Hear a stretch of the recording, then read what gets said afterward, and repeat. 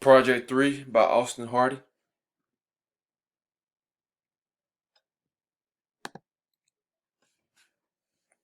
Cognitive theory of learning.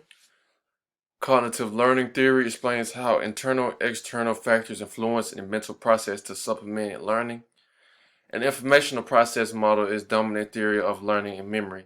Did you know that we use information constantly enters our mind through our senses?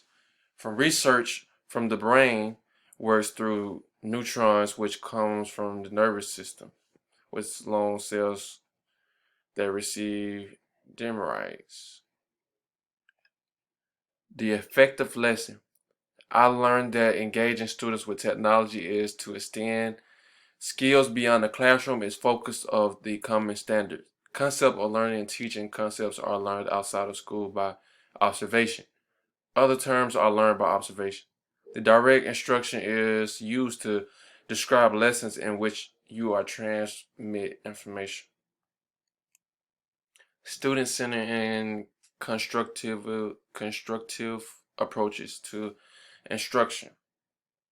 Constructivist view of learning is the idea that learners must individually discover and transform complex information. Constructivist theory sees learners as consistently checking new information against old rules. Self-regulated learning is one who has knowledge of effective learning strategies. And research on constructivist approach to instruction is often difficult to interpret. Grouping differentiations in technology. The element of effective instruction is highly qualified lecture where all the matter in effective instruction could find best lecture in the world.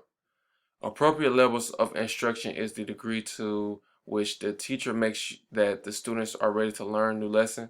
Incentives, the degree to which the teacher makes sure that the students are motivated to work. Time is the degree to which the teacher makes sure that students are motivated and materials being taught. Motivating students to learn. Motivation is internal process that activates guides and maintain behavior over time. Motivation is what keeps you going and determines where you're going, which purpose. So I feel like everybody should move with a purpose in order to get somewhere in life. The attribution theory helps you to understand success and failure.